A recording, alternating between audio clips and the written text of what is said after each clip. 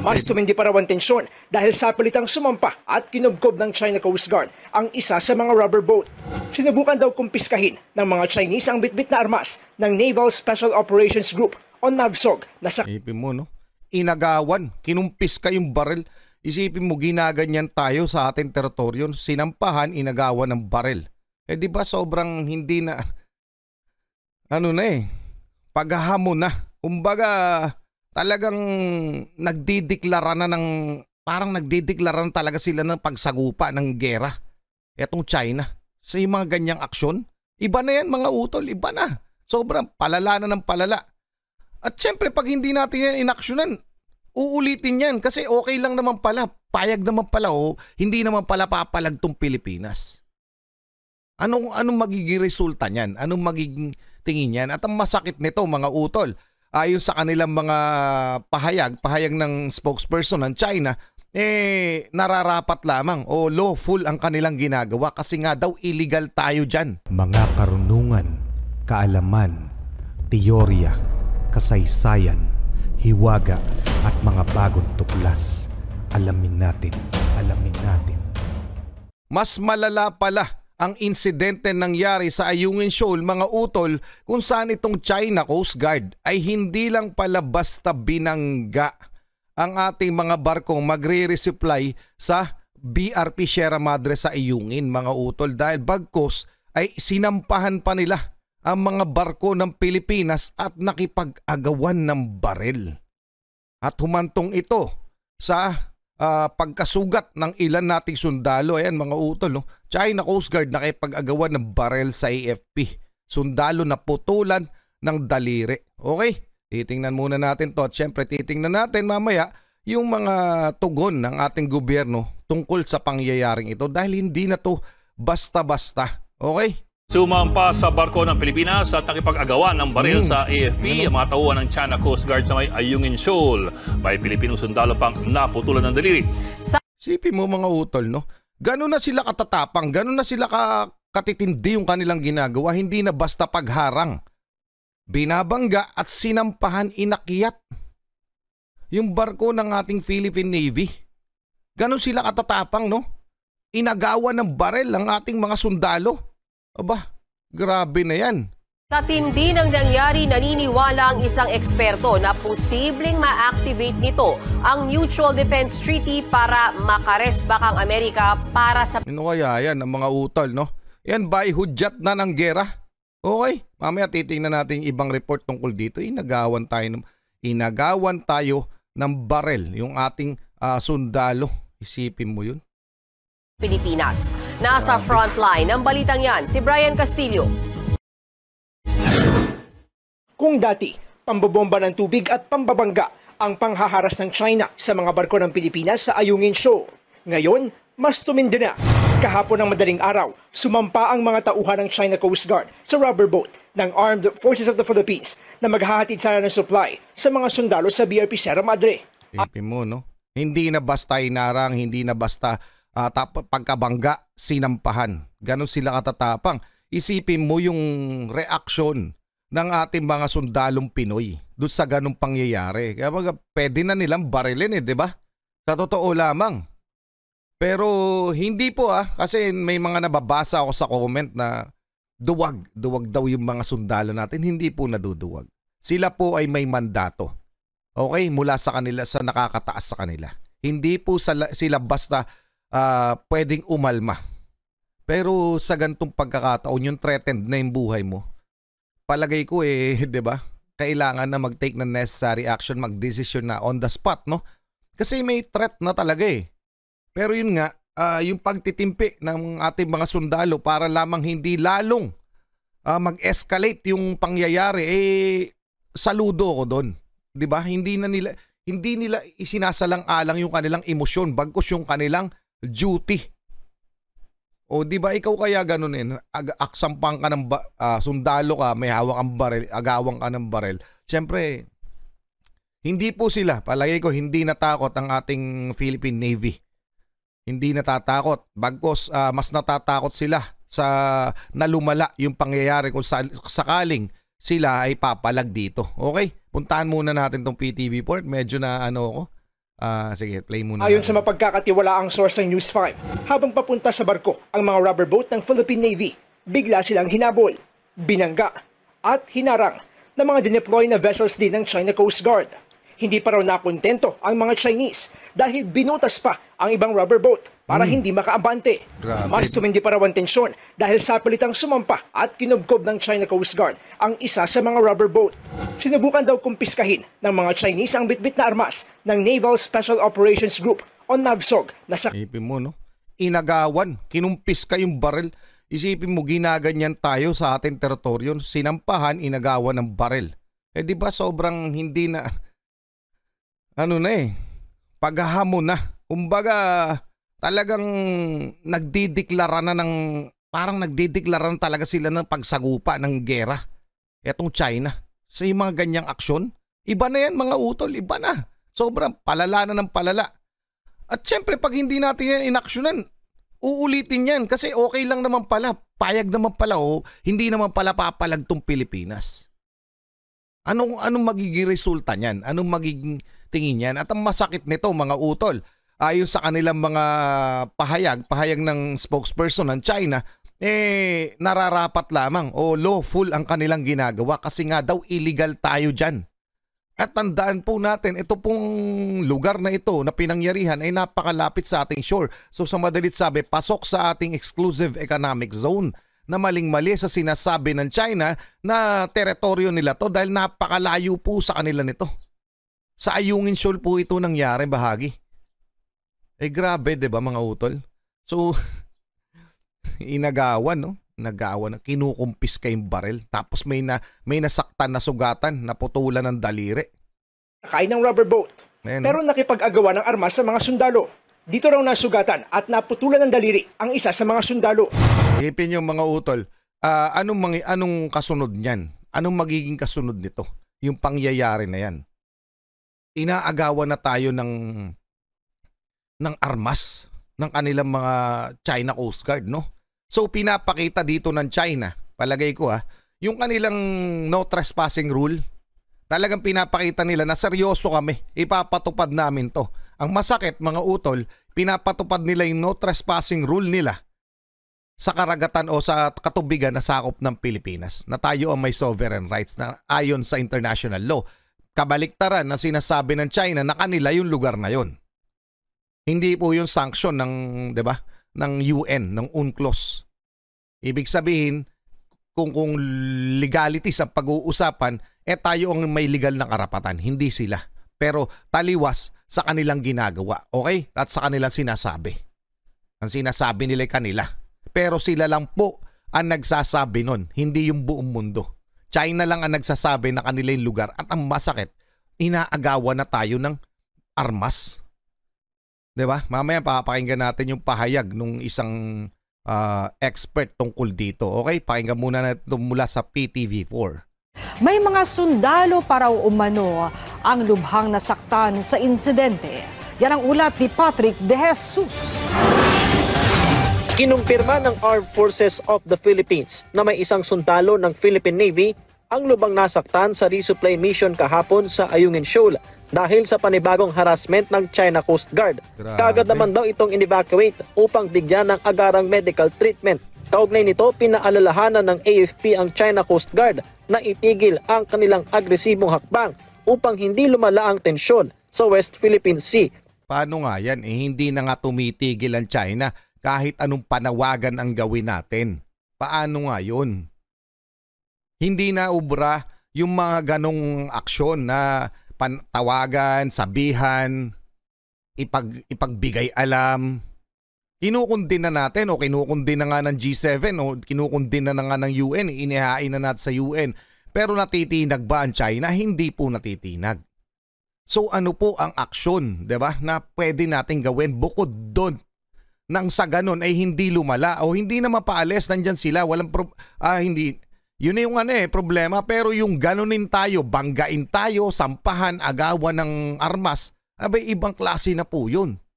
Ano ang pwede pang gawin bukod doon? At ito po yung pahayag, ipapakita ko lang, statement na nilabas ng Department of National Defense natin na si Gibo Teodoro, no? So, hindi na, ayun yung mismong statement, no, sa Department of Defense, National Defense na yan, ha. Babasahin na lang natin dito sa baba kasi nakalagay naman yung China's dangerous and reckless behavior in the West Philippine Sea shall be resisted by the AFP. So papalagan ng Armed Forces of the Philippines. Opo, yan, tamang-tama ang inyong narinig, no? Papalagan. Magre-resist ang Armed Forces of the Philippines sa ginagawa ng China sa West Philippine Sea. Their behavior contravenes their statement and good faith and decency. Totoo naman ang sinasabi nila sa kanilang mga statement na tama yung ginagawa namin, lawful. At in good faith kami, pinagtatanggol namin ang aming soberanya. Ganon. Ang soberanya sinasabi nila wala naman silang soberanya o sovereign rights man lang dun sa lugar na yon, sa Ayungin Shoal, sa Scarborough Shoal at sa iba pa na nasasakop ng Pilipinas. Kaya po talagang wala silang karapatan. Yun ang totoo. Wala silang karapatan sa mga lugar na sinasabi nila. Okay? We will exert our utmost in order to fulfill our sworn mandate to protect our territorial integrity, sovereignty, and sovereign rights. So talagang ipagtatanggol natin. Pero hanggang saan to hahantong? Ito ba hahantong na sa gera? It should be now be clear to the international community that China's action are the true obstacles to peace and stability in the South China Sea. Gilberto C. Teodoro, Secretary of Department of National Defense. Totoo naman China naman talaga ang totoong dahilan kung bakit walang peace and stability sa mga lugar na yan. Sa South China Sea, China ang dahilan. Hindi po ang Pilipinas taliwas sa pinalalabas nitong China. So anong masasabi niyo mga utol? Papalagan, okay? Papalagan ng Armed Forces of the Philippines ang ginagawang ito ng China. Pero sa papaanong paraan? Yun ang tanong. Comment nyo na yung inyong mga opinion. Tuloy na muna natin to. Comment nyo lang. Una nang sinabi ng National Task Force for the West Philippine Sea na 3 barko ng People's Liberation Army Navy, China Coast Guard at Chinese Maritime Militia ang nagsagawa ng delikadong maniobra at mayroon pa umanong insidente ng pagbangga at towing. Sa kabilaan nila ng illegal at agresibong aksyon ng China, ipinakita ng mga sundalong Pilipino ang kanilang pagiging profesional upang hindi lumala ang tensyon. Yun na nga ipalagay ko yung naging aksyon. Dahil na rin siguro sa mandate, no, sa mandato ng kanilang ng nakakataas sa kanila ng superior, no, etong Philippine Navy. Kaya yung action nila ganun na lamang na basically parang kasi ang lumalabas parang hindi pinalagan, no. Pero hindi po para lamang ma-ease yung tension, no. Hindi maximum tolerance kasi sila, naka-maximum tolerance. So hahayaan, hindi papalagan hanggang makalma yung sitwasyon. Pero yung ganong kasing senaryo, 'di ba, sinampahan kayo sa barko, armado kayo, inagawang kayo ng barel. Abay, iba na 'yun. Malamang armado rin 'tong mga China Coast Guard na 'to, pero naano lang ako, no. Na-imagine ko lang kung ano nararamdaman ng mga sundalo natin ng mga oras na 'yon. Ano kaya? Gusto na nilang potokan, pagbeberahin, 'di ba?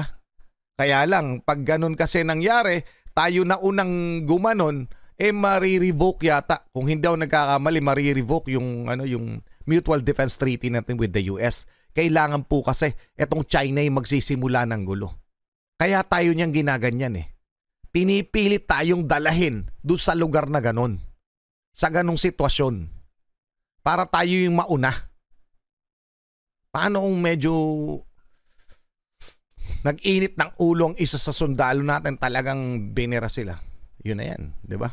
Pero paano rin kung tayo yung binira nitong China? Pero yung ganyan, di ba? Sobra na yan, di ba? Hindi lang basta pandadarag, pambubuli, hindi na basta ganon yan Muli ring kinondena ng NTF-WPS ang panibagong harassment ng China na naglalagay sa alanganin sa mga buhay ng mga Pilipino roon at paglabag sa international law. Iginiit naman ni Defense Secretary Gibo Teodoro na dapat maging malinaw sa international community na ang China ang totoong hadlang sa pagkamit ng kapayapaan at kaayusan sa rehiyon.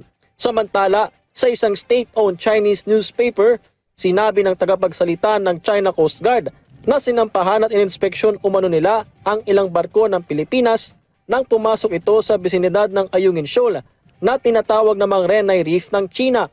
Ayun nga yung pinalalabas nila sa madla, no, sa mundo. Na tayo ay pumapasok, tayo Pilipinas ay pumapasok sa kanilang teritoryo.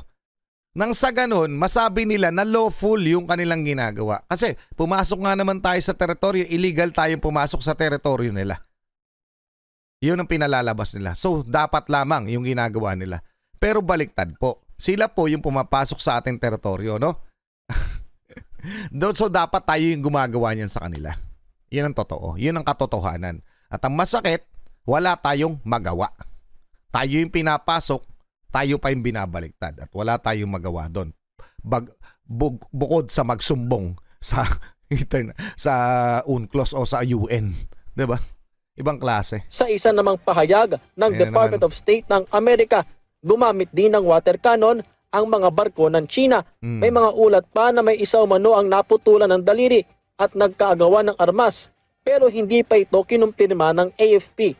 Para sa isang security analyst, nais ipakita ng China ang kanilang ngipin sa ipinatupad nilang anti-trespassing law sa South China Sea, kabilang na sa mga inaangkin nilang teritoryo sa West Philippine Sea. Totoo yan mga utol. Nagpapakita sila ng ng tapang etong China.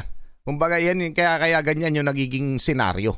Okay, na seryoso kami sa ipinapatupad naming batas. Kaya lang yung policy nila na pinapatupad sa maling lugar. Dapat doon sa mga katubigan nila, nasakop nila.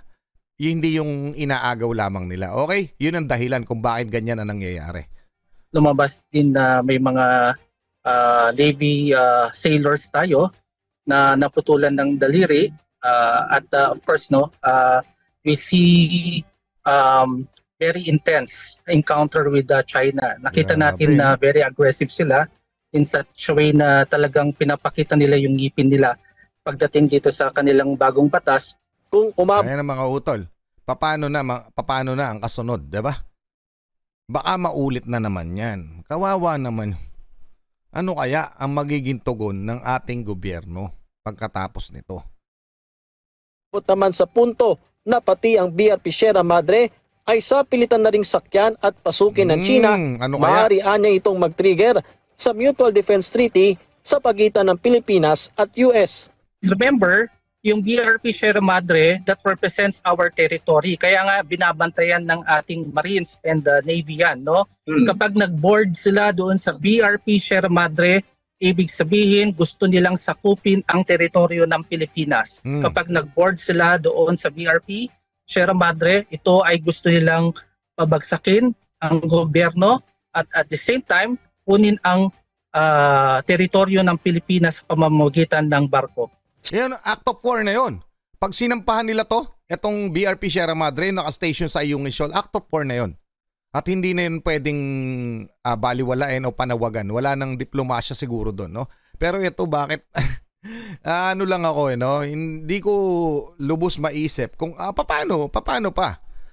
Paano pa yung ganyan, no? Dati water cannon, paghaharang, ngayon sinasampahan na. Inaagawan pa tayo ng barel. Ano na ang kasunod? Diba mga utol? So nahihirapan ako mag-react dun sa mga bagay na yun. Naiisip ko lang kung anong pakiramdam ng ating mga sundalo ng mga oras na yun. Ano sa palagay nyo? Palagay nyo ba gusto na nilang birahin? Kahit kayo, diba?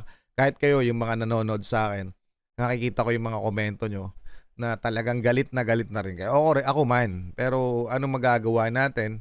Tayo nandito, sila nandun, tapos sila may mandato, 'di ba? Iba naman talaga yung ano nila yung pagtupad nila sa mga tungkulin nila. Kaya sobrang saludo doon sa mga sundalo natin. Buwis buhay na yan mga utol kasi konting spark na lang yan magdudulot na yan ng ng ibang tensyon. Iba hindi na tensyon no? Baka violenteng pag-atake o aksyon na mangyari sa mga susunod, no? So, 'di ba? Ito'y dapat na talagang sobrang seryoso na nung nangyayari dyan sa West Philippine Sea. Hindi na yung basta-basta mga utol. Kaya wag nyo, yung iba, wag nyo gawing biro. Kasi hindi na po maganda yung nararanasan ng mga sundalo natin. No? Tas wala silang magawa. Yun ang masakit doon. Okay? So antayin natin kung anong kalalabasan nitong pangyayari na ito. 'Di ba mga utol? Ano ba? Gera na ba? Pero one thing's for sure, no?